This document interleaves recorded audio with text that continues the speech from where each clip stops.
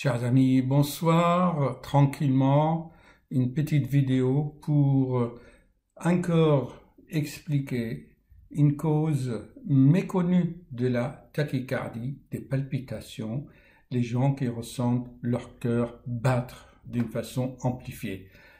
On est bien d'accord, chers amis, je pars toujours de l'idée que le cœur est sain, que l'électrocardiogramme, l'échocardiographie, le Doppler, le Holter, le test d'effort, que toutes ces explorations ont démontré et confirmé que votre cœur est sain. Ok? Maintenant, les gens sentent leur corps, leur cœur. J'avais fait beaucoup de vidéos là-dessus. Aujourd'hui encore, je vais vous expliquer une cause. En général, il est dénigré. C'est le déni. Pourquoi? Parce que l'être humain ne veut pas accepter, il ne veut pas reconnaître par la présomption. Chers amis, nous, les êtres humains, moi le premier, on est souvent vaniteux, présomptueux, c'est notre ego, notre mental, on veut exister dans ce monde par notre ego. C'est normal, c'est tout à fait normal. Donc, quand on nous donne des explications qui ne correspondent pas à notre logique, ben on ne l'accepte pas, c'est normal. Malheureusement, ça ne correspond pas à nos croyances.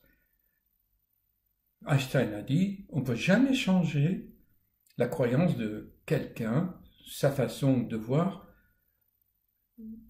sans, et moi je l'ajoute, sans une forte expérience émotionnelle. Oui, par la parole, par la prêche, ce que nous faisons là sur YouTube, on vous livre une connaissance. Mais je sais personnellement, vous avez remarqué que j'essaie de vous impliquer. Voilà. Eh bien, pour vous impliquer, chers amis, voyons par exemple, vous connaissez les machines pour détecter le mensonge. Eh bien, ces machines, ça existe aux États-Unis, on capte les battements cardiaques, l'électroencéphalogramme, la transpiration cutanée, parce que l'être humain qui fait des efforts pour cacher quelque chose, il dépense de l'énergie. Et ça, il faut l'accepter, chers amis. Et de la même façon, quand on refoule quelque chose, eh bien, cette énergie non exprimée fait palpiter le cœur parce qu'il faut qu'elle soit dépensée. Et l'être humain sent son cœur, mais il ne sait pas qu'il a refoulé quelque chose. C'est très important, cela. La colère, par contre, il est visible, il ne refoule pas. Et c'est bon pour la santé. Dieu lui-même verse sa coupe de colère de temps en temps. Voilà, donc nous allons voir une vidéo qui va vous expliquer tout cela. Donc, qu'est-ce que je voulais dire? Donc, les machines de détection de mensonges, que tout ce qui est refoulé fait palpiter le cœur, c'est une des causes, hein, bien sûr. La rumination, les contrariétés, le souci, vous savez tout ça. Alors, j'ai fait beaucoup de vidéos là-dessus, je vais les citer, numéro 43, numéro 41, vidéo numéro 3 et plein d'autres vidéos. Ok, nous allons passer, je vais vous passer la documentation et bonne réflexion. Ok, à bientôt.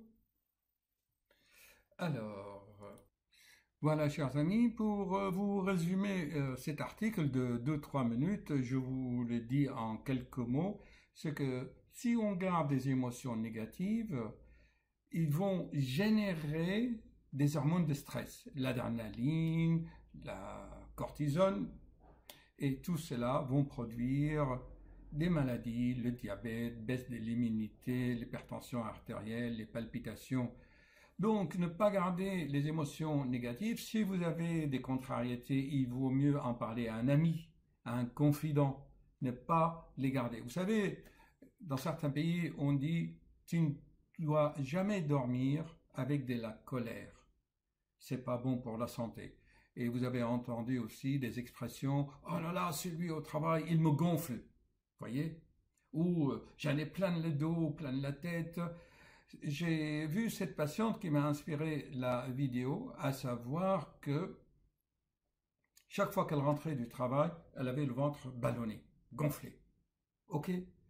Donc, en parlant, je dis, écoutez, il faut que vous recadrez votre manager ou votre chef hiérarchique, lui parler carrément, discuter carte sur table.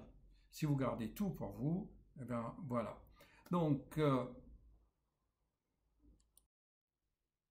ne pas refouler. Dans l'article, ils appellent ça les répresseurs qui se répriment eux-mêmes. Ok?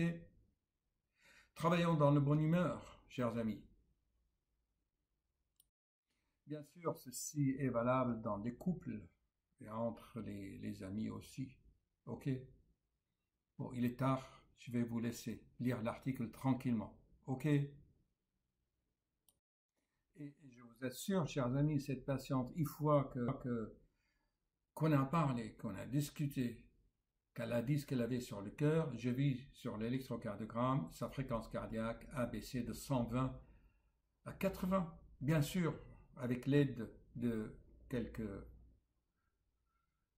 médicaments. Il faut quand même de petites doses de bêta-bloquants anti-stress, surtout le propranolol qui baisse la fréquence cardiaque et vous aide à mieux affronter les contrariétés.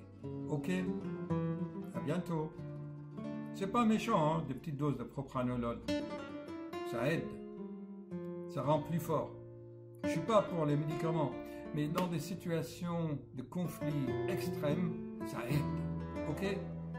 Haut les cœurs, chers amis. Haut les cœurs. Affrontez tout avec le sourire.